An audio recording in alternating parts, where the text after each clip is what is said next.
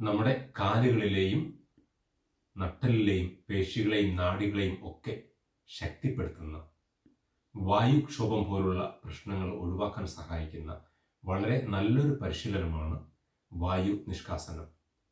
പക്ഷെങ്കിൽ നമ്മുടെ കണങ്കാലിലോ മുട്ടിലോ ഇഞ്ചുറിയോ എന്തെങ്കിലും ഉള്ള സമയത്തോ, ബാക്കിൽ കഠിനമായ പുറംവേദന, നടുവേദന ഉള്ളപ്പോഴോ, ഡിസ്ക് സ്ലിപ്പിലായിരിക്കുന്ന സാഹചര്യങ്ങളിലോ, അതുപോലെ രക്തസമ്മർദ്ദം ഉയർന്നിരിക്കുന്ന സാഹചര്യങ്ങളിൽ ചെയ്യാതിരിക്കുന്നതാണ് നല്ലത്.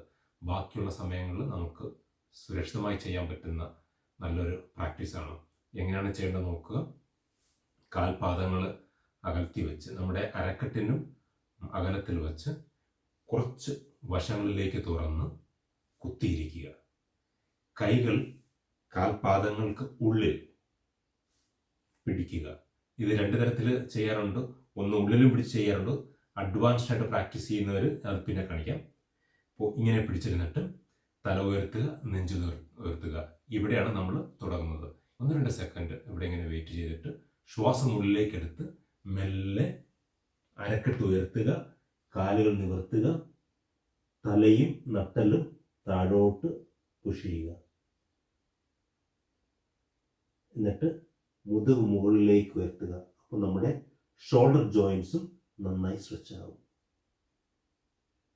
ശ്വാസം പുറത്തേക്ക് വിട്ട് മുട്ട് മടക്കി വീണ്ടും മെല്ലെ അരക്കെട്ട് താഴ്ത്തുക, നെഞ്ച് തുറക്കുക, മുമ്പോട്ട് നോക്കുക.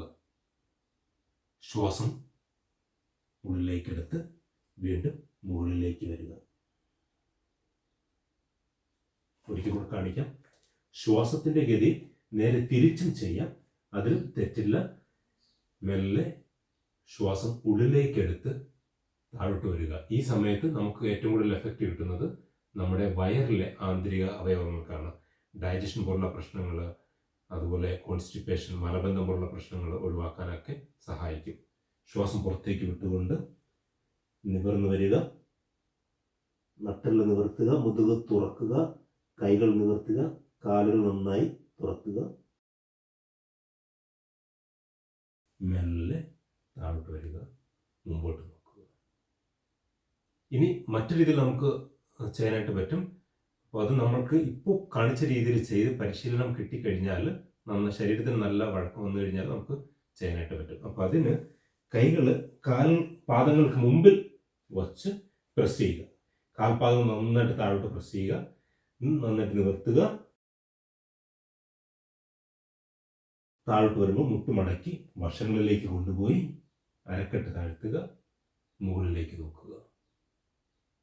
വീണ്ടും നിവർന്നു വരിക, കാലുകളും മുതുകും നന്നായി തുറക്കുക, കൈകളും തുറക്കുക. മെല്ലെ താഴ്ന്നു വന്ന് മുട്ടുകൾ വശങ്ങളിലേക്ക് കൊണ്ടുപോയി മുമ്പോട്ട് നോക്കുക. അപ്പോൾ നമ്മുടെ ഇന്നത്തെ ആധുനിക ജീവിത ശൈലിയിൽ ഏറ്റവും കൂടുതൽ ബുദ്ധിമുട്ട് അനുഭവിക്കുന്ന ശരീരഭാഗം എന്ന് പറയുന്നത് നമ്മുടെ നട്ടലാണ്. അതുകൊണ്ട് തന്നെയാണ് ഏറെ പേർക്ക് നടുവേദനയും സ്ലിപ്പ് ഡിസ്കും പോലുള്ള പ്രശ്നം ഉണ്ടാകുന്നത്.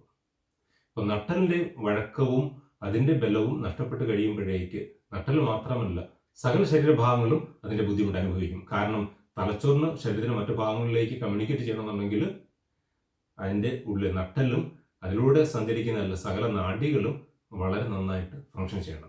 വായു നിഷ്കാസനത്തിനെ കുറിച്ചുള്ള അത്യാവശ്യം ഇൻഫർമേഷൻ കിട്ടി എന്ന് പ്രതീക്ഷിക്കുന്നു. പരിശീലിക്കുക. എന്തെങ്കിലും സംശയങ്ങളുണ്ടെങ്കിൽ ചോദിക്കുക. നമുക്ക് മറ്റൊരു സുന്ദരമായ വീഡിയോയിൽ വീണ്ടും കാണാം.